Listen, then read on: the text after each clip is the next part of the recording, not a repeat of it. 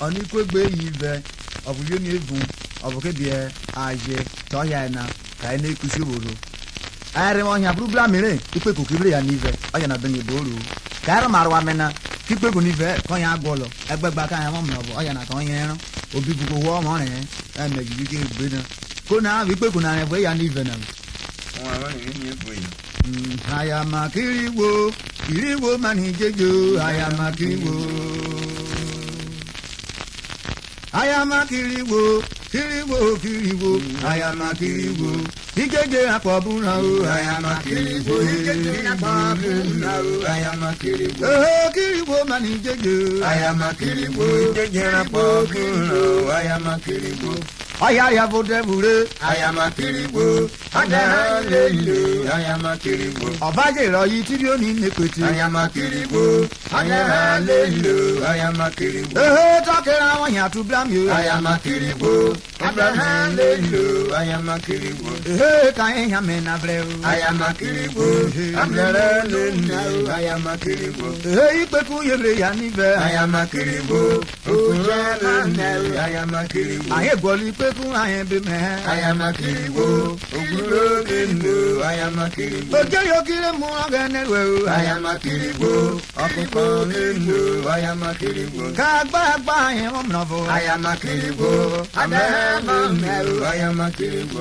eya ni vetine sunwo aya kiriwo ojere lelo aya kiriwo Araje na ire ho aya kiriwo ofia lelo aya kiriwo Nebani bi mi na ire ho aya kiriwo Abre lelo aya kiriwo Emuna na bomusha aya kiriwo Ogimu lelo aya kiriwo ka gota na kogoro aya kiriwo Amare lelo aya kiriwo Urobo ka mono me ka mo aya kiriwo Ire lelo aya kiriwo Beya mona jibe aya kiriwo aya lelo aya kiriwo Lelo ibyo ni me pa jori se aya kiriwo jori sa lelo aya kiriwo me ya oni ibyo ni aya kiriwo o ka bara jo aya kiriwo ande o yimi pora re apo aya kiriwo asela lelo aya kiriwo ni janje mani janjo aya kiriwo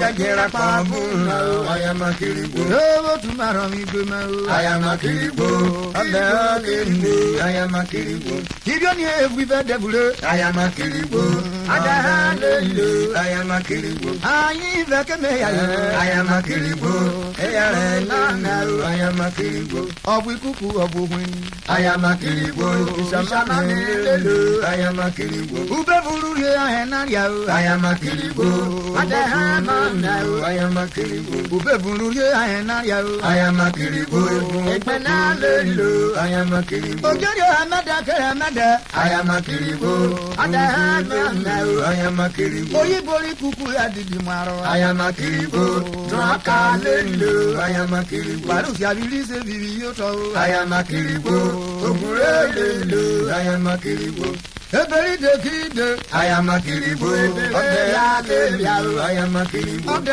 kuku ko gbeju si abilo aya kiriwo Okore lelo aya kiriwo Ogbeju si abilo aya parin se vi aya kiriwo Kiriwo mama aya kiriwo Oye mwita ni rare aya kiriwo Owi lelo aya kiriwo Jebi janje mani janjo aya kiriwo Janje rapa buna aya kiriwo Etero vivo now aya kiriwo Kiriwo mama aya kiriwo Debe fu kona aya kiriwo Kiriwo mama aya kiriwo Ojojo pata wo ko aya kiriwo Ajero mama aya kiriwo Aberi yo ni ko henra aya kiriwo Iyo ni lelo aya kiriwo Iyo ni efu ke ni ogani aya kiriwo Iyo ni efu lelo aya kiriwo O Japan mule me aya kiriwo Madaru jaba mama aya kiriwo Juju pole na mo. I am a kiribo. Akana kiko. Dokiro woto boyan. I am a kiribo. Kiribo. I am a kiribo. Ni yo ni efero. I am a kiribo. Efero. I am a kiribo. Ada yo ni efenu. I am a kiribo. Efero. I am a kiribo.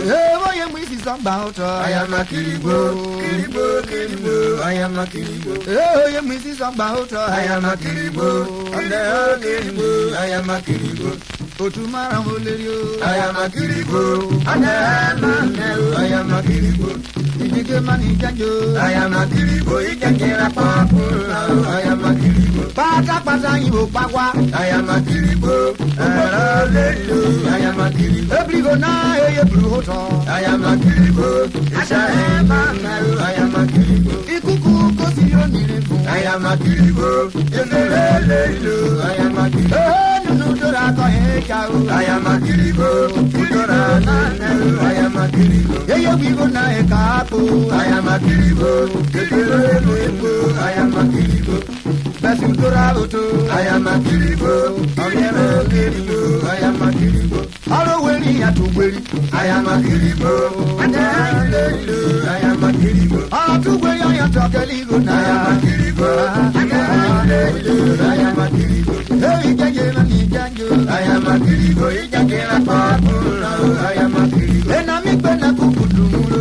I am a kiribo. I am a kiribo. Eberati go oko erara. I am a kiribo. I am a kiribo. Kuku oya kelugbe. I am a kiribo. I am a kiribo. Kuku koshugbe yo. I am a kiribo. I am a kiribo. Kuku kokugbe yo. I am a kiribo. I am a kiribo. Ona yo godori go na. I am a kiribo. I am a Kuku mesore we. I am a kiribo. I am a kiribo. Ilo ni la e ko peji koko. I am a kiribo. I am a kiribo. Peji koko na kogi koko. I am a kiribo. I am a kiribo. Ari koko ko ne ki kuku. I am a kiribo. I am a kiribo. Kuku me kuguro. I am a kiribo. I am a Kuku ji ma go. I am a kiribo. I am a Uro be ye lo yo. I am a kiribo. I am a kiribo. Kuku ko paru nuso. I am a kiribo. I am a kiribo. Kiri go be wo we yo. I am a kiribo. I am a kiribo. Wo ye we be jo wori go na. I am a kiribo. I am a kiribo. Igaje ma ni janjo. I am a kiribo. Ijekera papu. I am a kiribo. Ari koko ya bo la bo. I am a kiribo. I am a kiribo. Hey kuku shawara ro. I am a kiribo. I am a kiribo. Awe paru ye re wo ti kuko. I am a kiribo. I am a kiribo. Ogi go na me ko. I am a kiribo. I am a Pata pata ro tu. I am a kiribo. I am a Tu se ya ro ni branco. I am a kiribo. Ora wo tu mi. I am a kiribo. I am a kiribo. Ke yo ta ke na wo tu mi. I am a kiribo.